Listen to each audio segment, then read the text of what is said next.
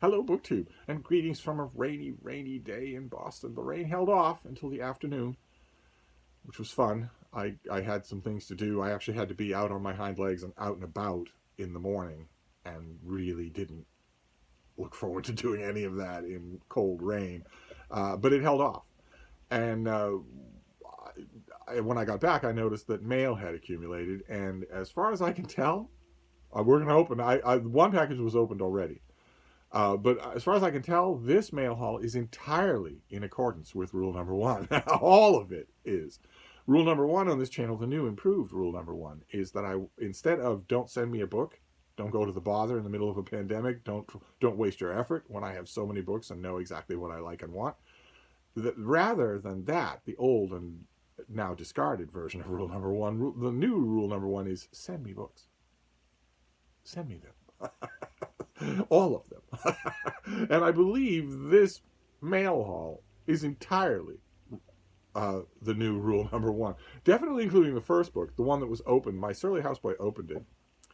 I think by mistake. I think he wasn't looking at the package and thought it might be something for him. And, you know, I've sacked him and replaced him, but I always every time I sack him and replace him, I replace him from the same original clone batch. So it's not like I'm getting any kind of improvement in service. Well, the first book, though, the one that he opened, has to be from one of you.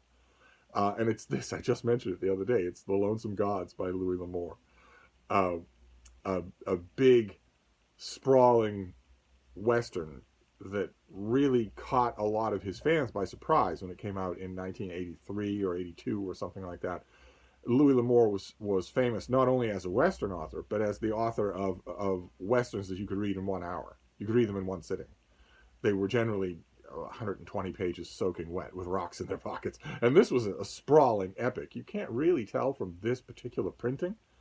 But I mentioned it because I got the follow-up to this, not the sequel, but the follow-up to this was The Walking Drum.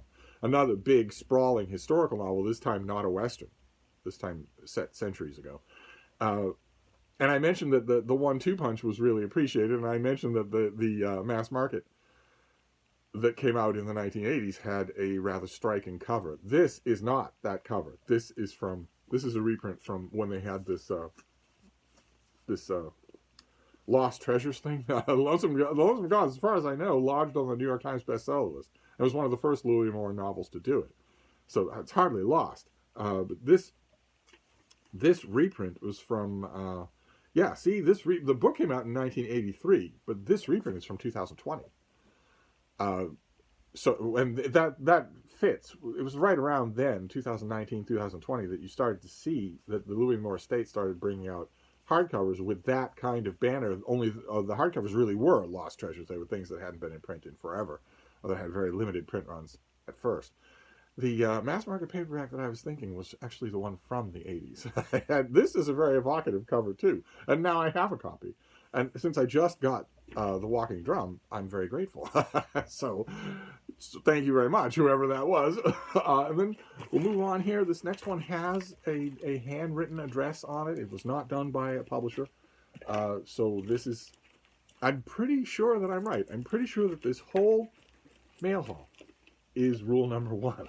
So let's see if I'm right. That would be wonderful. I would be really, really touched. Let's see what this next one is.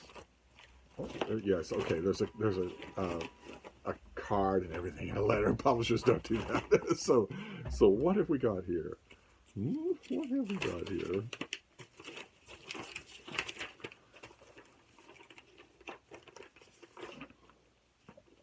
Huh. Oh, okay. This is it looks like an indie author sending me their book. That's fantastic. That's just great. I don't know why more indie authors don't do that. Since they know that, as I've told the few of them very few who have reached out to me, you know that you're getting this anyway. You're getting your book shown to a large reading audience. Anyway, even if I don't review it, you're still getting that. Okay. Yes. All right. So, well, here's the book. It's the new Manifesto. It's a novel by Sam Ernst. And the manifesto there is in the shape of a Mobius strip. Interesting. Arthur B. Johnson had always heard that a first novel is the easiest one to write. If that's true, then the new manifesto may well be his last. In fact, assuming you're brave enough to open these pages, he'll be happy to tell you why. After all, the new manifesto is a book about writing the new manifesto, metafiction, as it were. But it is also a made-up memoir, a future history, a dream journal, and an interactive adventure story. No matter how many tricks he tried, whatever our author wrote always ended up becoming the new manifesto. Certain themes and images are inescapable, it seems. Writers may view themselves as foxes, but all too often they turn out to be hedgehogs. At times riotous, at times contemplative, the new manifesto delights in mocking its own author as he tries in vain to escape his own voice. Whether you ultimately come to see the voice as a boon or a hindrance, as worthy of celebration or worthy of revilement, the new manifesto makes clear that voice is always and inevitably present. Okay, this comes out in mid-January.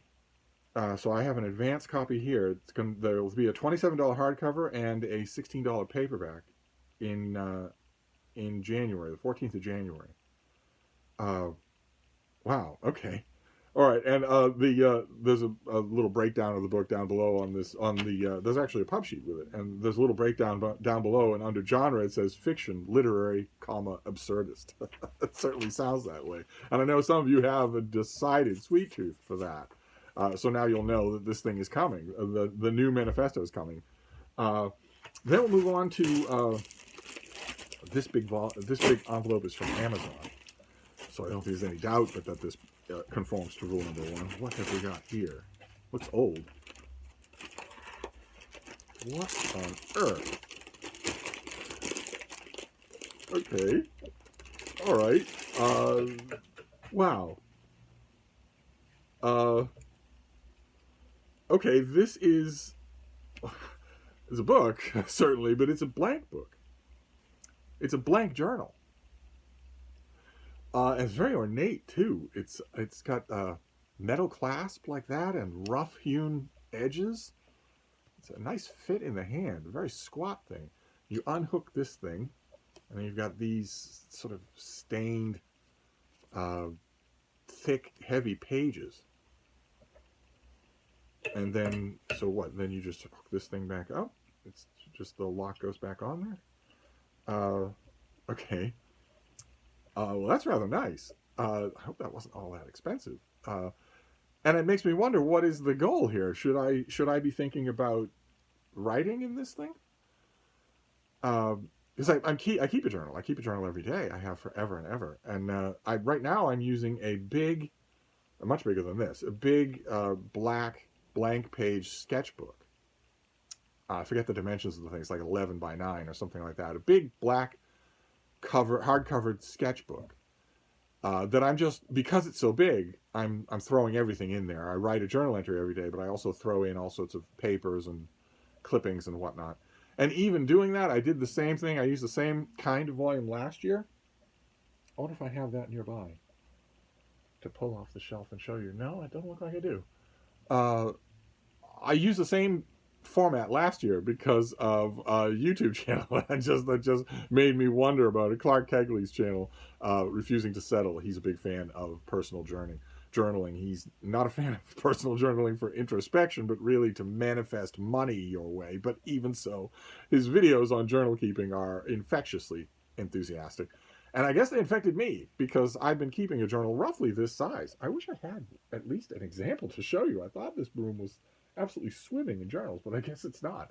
I used to keep it, not anything this ornate, not at all, but I used to keep a journal that was much more hand-sized than the big thing that I'm using now. I got that last year and this year mainly because of his videos. Just like, why not? You know, you're keeping journals every year anyway. You don't need the motivation to do it, so why not vary the form factor just for fun? And I confess, last year I didn't fill the whole thing. It's huge. I didn't fill the whole thing except with all of those clips and tuck-ins. And when I was done, part of me, the Boston Irish Catholic skinflint part of me was thinking, well, you have blank pages here. You're not going to continue a new year in this same volume. You're going to get another volume, but it is a little wasteful. And I was noticing that just the other day in the journal that I'm writing in now, that even at the clip that I'm going, some of my entries are quite long. Even at that clip, there's no way that I'm going to finish that volume. There's no way I'm going to fill it.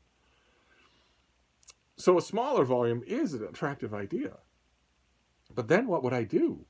Am I chaotic enough to start writing in this thing on, say, the 1st of May? And if I do that so that I have 2 volumes split in the year, if I do that, then do I take the half a day necessary to copy out all of the entries that are in that volume that I'm using now? Do I do that, or do I just start this? Nobody's able to read these things but me. Maybe I just started on the 1st of May, and don't have those earlier months to refer to when I'm actually using this volume. I would have to go to another volume to refer to them. But then that whole back of that volume would be wasted. I don't know. All right, well, whoever sent this, you've thrown me into a conundrum. Do I actually use this thing? It's too nice not to use. Interesting. Especially since it sort of digs at a concern that I've had with my journal, the one that I've been using for the last few years. Interesting. It digs at a concern that maybe I'm wasting space, that maybe a smaller and more handy journal is more congenial to me. I've tried virtually everything. I even went so far once upon a time in the early days of my association with electronics, before really the internet, when I had a portable Brother word processor that had a little window where you could see the lines you were typing in. There was a printer built into it in the back, so you could print out what you'd written, because it couldn't store anything. It could store maybe a page of prose, but that's all. You had to print out everything. And I went through a period where I kept a journal on that thing and printed those pages out. I've also gone through periods where I just use a leather folder and kept loose pages in that, and a whole bunch of other things as well. And I just went back to this sketch journal on a whim. And now I'm wondering, maybe the book journal, this is certainly nice, maybe the book journal is the way to go. Okay, well, anyway, then we finish up with this great big box, which is, I think, definitely going to be rule number 1. And it's huge, so it could be a lot of rule number 1. Let's see what we have here. It's a box. It's either something really heavy or it's a bunch of somethings. Let's see. Oh my! Oh, somebody stuffed it with just grabbing whatever was nearby. Somebody stuffed it for packing with a whole bunch of plastic bags, and that is great because I can use those for my little outings with Frida. So what have we got here? Oh my God! All right, it is a box full of books, and every single one of them is individually wrapped. What on earth? Oh, okay. The sender did tell me about these. Well, I didn't know they were going to come individually wrapped. That's something else entirely. Okay. Well, I don't know. It'd probably be rude for me to open all of these things in front of you, just to show you them. Although, how many are there? Oh my God, this whole thing is full of books. All right, now I'm starting to feel a little self-conscious about rule number 1, because this is really generous. This really is. These are Everyman's Library editions. I now remember the person who sent these, because they sort of cleared it with me ahead of time, just wanting to know if I would want these things. Of course I do. I just had no idea it would be this elaborate. Good Lord. Well, let's see. You don't have to be around for the opening of every one of these things, but let's see if I can show you representatives. Boy, these were packed with care.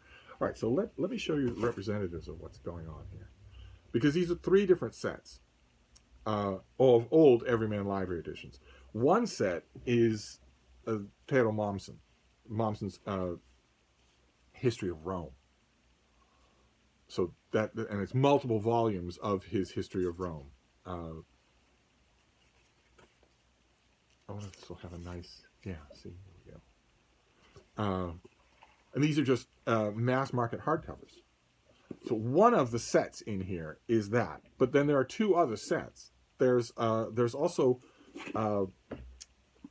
Thomas Babington Macaulay. There's also Macaulay's History of England, in multiple volumes of these mass market hardcovers. And then to top it all off, there is also with a green cover. Let me get you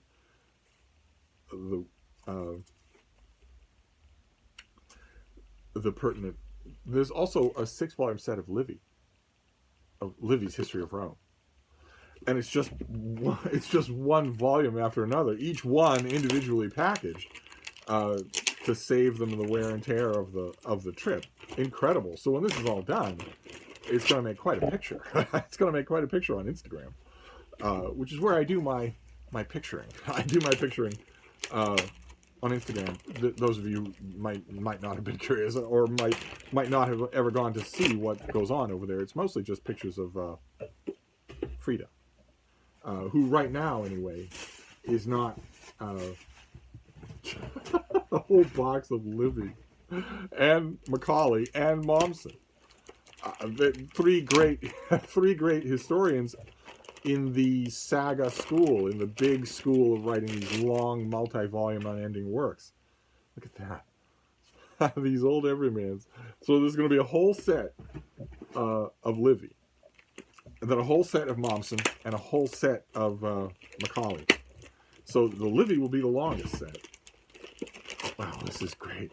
This is great. It's making a mess on the floor of the room here, but not only is it all of these books, but it's a huge amount of plastic bags. Boston doesn't have them anymore. I imagine most places don't. Boston doesn't have plastic bags anymore. They used to be really convenient. You'd go to the grocery store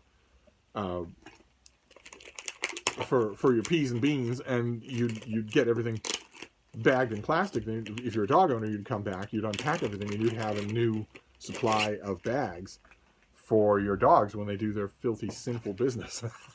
And environmentally consciously, Massachusetts decided to stop doing that. Of course, they should stop doing that. They should have stopped doing it a long time ago.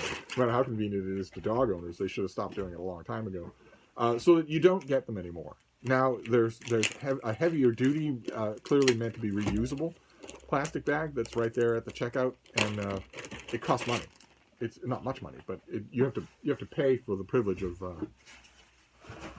walking out with a plastic bag. Oh, wow, look at that.